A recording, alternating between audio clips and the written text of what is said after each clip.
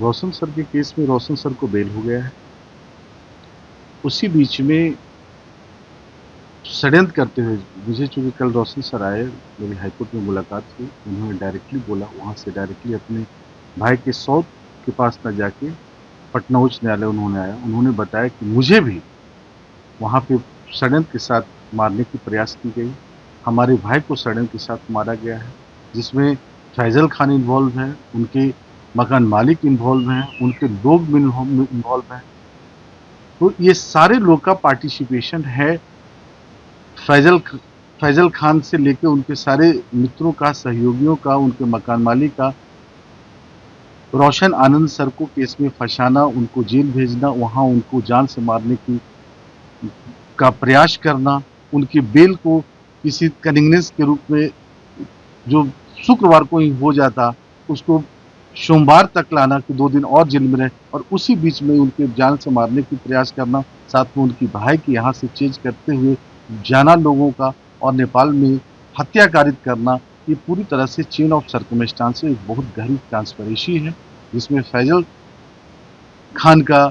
Criminal mind का उद्भेदन इस कदर से होना, और ये सारी चीज आपके साथ पूरा इंटायर इंडिया जा रहा है। सारी चीजें प्रॉपर इन्वेस्टिगेशन के लिए हम लोग जा रहे हैं। लोग ऐसे भी, चूंकि इतना बड़ा मामला है, सरकार को भी चाहिए, डबल इंजन की सरकार है, जिसके के प्रति लोगों की, बिहार के लोगों की निष्ठा है, रोशन आनंद सर की निष्ठा है, इवन हम लोगों का निष्ठा है, तो उनको भी चाहिए कि इस पर फेयर एंड पार्शियल इन्वेस्टिगेशन के लिए इस केस को सीबीआई को हैंड ओवर किया जाए। और क्योंकि ये भी क्रिस्टल क्लियर होगा एक केस में जिसमें रोशन आनंद को एक्यूज बनाया जाता है, जो अगम कुआं पीएस केस नंबर 410 अब 2026 है, जिसमें 109 मेकआउट नहीं होता था, जबरदस्ती एक सीरियस बनाने के लिए 109 को लाया गया है। दूसरी केस रियल पिक्चर पे लॉन्च होता है खान सर पे, खान सर का उसी दिन स्टेटमेंट भी ली जाती है, फिर भी उनकी अरेस्टिंग नहीं होती है। किसी तरह से उन्होंने टेक्निकली कोर्ट में जाके वहां से तो इंटरिम लीव मिला हुआ, हम लोग भी उसको वैकेट करवाएंगे नेक्स्ट डेट पे, उसके लिए प्रोसीडिंग जा रहे हैं। और अगर सो मोटो सरकार के द्वारा उन पे हत्या के आरोप का केस दर्ज नहीं होता है, खान सर और उनके सहयोगियों के द्वारा जो कारित किया गया है, तो हम लोग आज से कल में उस पे हत्या का आरोप के अंतर्गत जो इंटेंशन, जो कॉज डेथ किया है, उन्होंने मृत्यु कारित करी है, उसके लिए हम लोग एफआईआर भी लॉन्च करें। इनका परमानेंट बेल हो गया है, रोशन आनंद सर का परमानेंट बेल हो गया है, क्योंकि इस व्यक्ति को तो जेल ही जाना एक अपने आप में एक अन्याय अपराध था, जो बिल्कुल इनोसेंट है, बिल्कुल निर्दोष है, जिसको कुछ पता तक ही नहीं है, neither knowledge nor concern at all with respect to the same. और उस व्यक्ति को जेल के सलाखों के पीछे, और जो कंस्पिरेसी हैज करके पूरी ऑर्गेनाइज क्राइम को किया, having a cunning criminal mind, clever mind, they are enjoying the privilege of anticipatory bail and making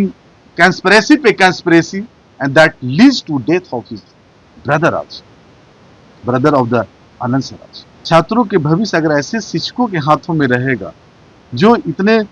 criminal minded व्यक्ति हैं, जो अपराध पे अपराध कारित कर रहे हैं, तो चूंकि हम तो डायरेक्टली आप लोग को माध्यम से कई एक बार बोले हैं कि शिक्षक जो होते हैं, लोग बताते थे कि कहीं अगर गुरु हो और भगवान हो तो सबसे पहले गुरु का पहुंच हो। Teacher is a role model, teacher is a guide, teacher is not only responsible to impart knowledge, rather he is responsible to build the future and character of the students. और वो लोग ऐसे अगर कृत्य कर रहे हैं, इतना क्रिमिनल बैकग्राउंड से, क्रिमिनल माइंडेड है, तो छात्रों की भविष्य को बिल्कुल अधर में दिख रहा है, ये राष्ट्र का भविष्य अधर में दिख रहा है। जो आदमी, तो हम लोग तो इस श्रद्धा के साथ शिक्षकों के पास जाते हैं या अपने बच्चों को भेजते हैं, अगर ऐसे शिक्षक है तो क्या पढ़ा पाएंगे, क्या संस्कार दे पाएंगे।